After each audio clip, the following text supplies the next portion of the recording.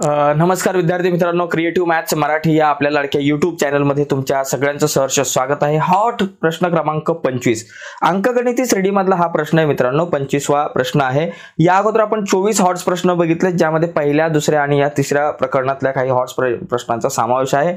असे काही हॉट्स प्रश्न बघतोय की जे प्रश्न आतापर्यंत बोर्डाच्या परीक्षेला आले होते आणि येणाऱ्या बोर्डाच्या परीक्षेला येऊ शकतात, तर त्याच्यामधला हा एक प्रश्न आहे। हा प्रश्न ऑलरेडी बोर्डाच्या परीक्षेला येऊन गेला होता आणि बरेच प्रश्न रिपीट होतात, त्यामुळे हा प्रश्न खूप महत्त्वाचा आहे मित्रांनो। महत्त्वाचा पण आहे आणि खूप सोपा पण प्रश्न आहे। आता पुढे जाण्याच्या अगोदर एक रिक्वेस्ट करतो, नवीन असाल आपल्या YouTube चॅनलवर आणि अजूनपर्यंत चॅनल सबस्क्राइब नसेल केला तर आत्ताच आपला चॅनल सबस्क्राइब करून त्या बाजूला असलेलं बेलचं बटन दाबा, जेणेकरून मी अपलोड केलेल्या प्रत्येक नवीन व्हिडिओची नोटिफिकेशन तुमच्यापर्यंत पोहोचेल।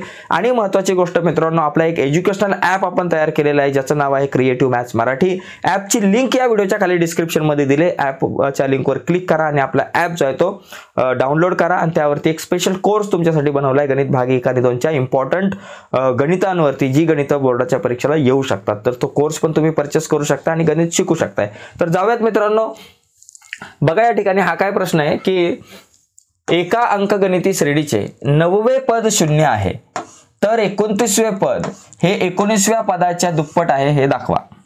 आता या ठिकाणी बघा, प्रश्न आपल्याला जरी समजला नसेल तरी तो हळूहळू जर 2-3 वेळा वाचला तर समजेल। आता याला किती वेळा वाचला तरी कदाचित एखाद्या मुलाला टेन्शन येईल। मग काय करायचं, याचे छोटे छोटे भाग करायचे आणि टप्प्याटप्प्याने हा जो प्रश्न आहे तो वाचत राहायचा। तर टप्प्याटप्प्याने म्हणजे कसा वाचायचा बघा, एका अंकगणिती श्रेणीचे, म्हणजे आपल्याला अंकगणिती श्रेणी या प्रकरणातला हा प्रश्न आहे। 9वे पद 0 आहे, मग ते लिहिता येईल का? 9वे पद म्हणजे T9 बरोबर किती बाबा? 0 आहे। 9वे पद 0 म्हणजे T9 0 आहे। ओके, तर आपल्याला काय दाखवायचंय? 29वे पद म्हणजे काय असतं बाबा? T19 असतं। हे 19व्या पदाच्या म्हणजे T19च्या दुप्पट आहे। T19च्या दुप्पट आहे म्हणजे 2 गुणिले T19, म्हणजे आपल्याला काय दाखवायचंय बाबा? हे दाखवायचंय T19 बरोबर 2 गुणिले T19। ठीक आहे, आता हे दाखवत असताना आपण काय केलं पाहिजे? आपण कसा विचार करायचा अशा प्रकारच्या गणितामध्ये? आता मला काहीच समजत नाही, समजा आता काय करू? करे तो क्या करे, बोले तो क्या बोले। तर अशा प्रकारच्या गणितात एक काम करायचं, पहिली गोष्ट जे दिलेलं आहे जे दिलेलं आहे त्याच्यापासून एखादं समीकरण आपल्याला मिळतं, तर ते तयार करून घ्यायचं अगोदर आणि नंतर मग पुढे जमलं तर करायचं। कसं करायचं ते बघू। चला, पहिली गोष्ट काय दिलंय? T9 बरोबर 0, याच्यापासून काय समीकरण तयार होते का बघू। मग ते समीकरण तयार करण्यासाठी मला कुठलं सूत्र वापरावं लागेल? Tnचं वापरायचं का Snचं? T9 दिलंय म्हणजे Tnचं सूत्र वापरायचं। मग इथं आपण काय करू? Tnचं सूत्र वापरू। Tnचं सूत्र काय? A अधिक n वजा 1 गुणिले d। हे सूत्र खूप महत्वाचं आहे।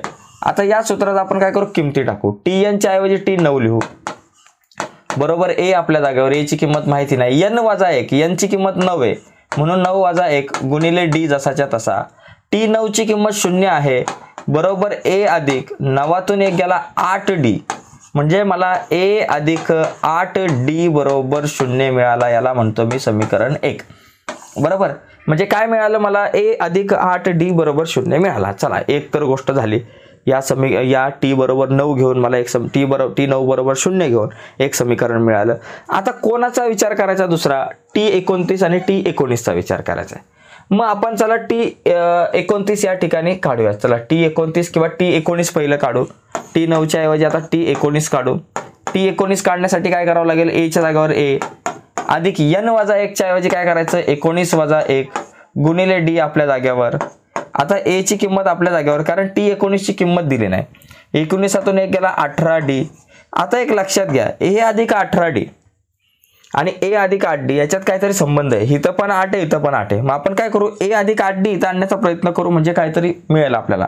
मग A अधिक 18 म्हणजे काय झालं? 8 अधिक 10 म्हणजे 8d अधिक 10d। आलं लक्षात? म्हणजे A अधिक 18 म्हणजे 8d अधिक 10d, म्हणजे इथं A अधिक 8d आला आणि A अधिक 8d च्या ऐवजी आपण ही 0 व्हॅल्यू लिहू शकतो। 0 अधिक 10d, कारण इथं लिहा 1 वरून वाटलं असतं लिहा A अधिक 8d बरोबर 0 आहे, असं लिहिलं तरी चालेल। म्हणजे आता T19 किती आला? म्हणून इथं लिहू जरा, म्हणून T19 बरोबर किती? 10d आलं। T19 बरोबर किती मिळालं? 0 अधिक 10d 10d, म्हणजे इथं T19 ची व्हॅल्यू मिळाली। याला मी म्हणतो नंबर 2।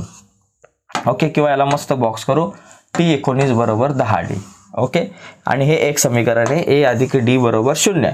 आता T19 नंतर आपण T29 चा विचार करूयात। बघा T29 कुठे? बघा इथे मग T29 बरोबर काय ए आपल्या जाग्यावर अधिक n वजा 1 n ची किंमत आता 29 आहे, मग 29 वजा 1 गुणिले d.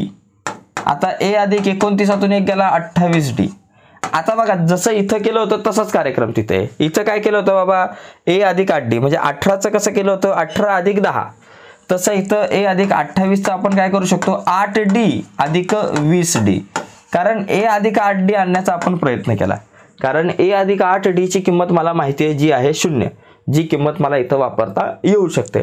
आता a अधिक 8d ची किंमत 0 आहे, मग या ठिकाणी लिहिलं 0 अधिक 20d.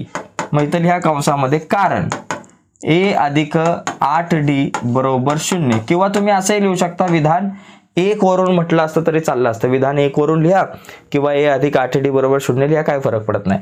आता 0 अधिक 20 किती 20d. आता याच्या पुढे गाडी जाईल का बघा T29 बरोबर 2 गुणिले T19 दाखवायचंय. मग T19 ची व्हॅल्यू काय 10d आहे. मग आता 20चं विभाजन आपण कसं करू शकतो 20 म्हणजे 2 गुणिले 10 आणि d. 20 म्हणजे काय असतं 2 गुणिले 10d. मग आता 2 गुणिले 10d म्हणजे काय बाबा 10d म्हणजे T19 असतो.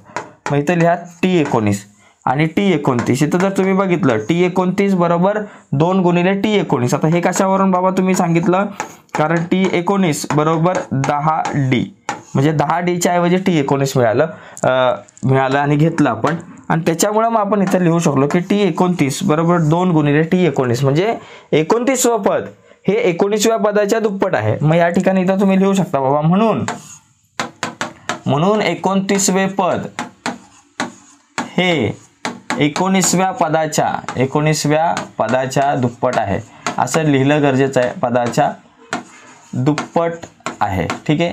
19वे पद हे 29व्या पदाच्या दुप्पट आहे असं आपण या ठिकाणी म्हणू शकतो. ठीक आहे. आता मी थोडासा बाजूला होतोय, याला तुम्हाला लिहून घ्यायचं असेल तर घेऊ शकता, व्हिडिओला पॉज वगैरे करून किंवा स्क्रीनशॉट घेऊन. ओके.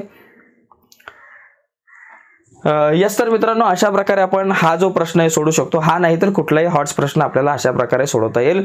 थोडासा पॉझिटिव्ह विचार करायचा आहे, नक्कीच आपल्याला प्रत्येक प्रश्नाचं उत्तर मिळू शकतं.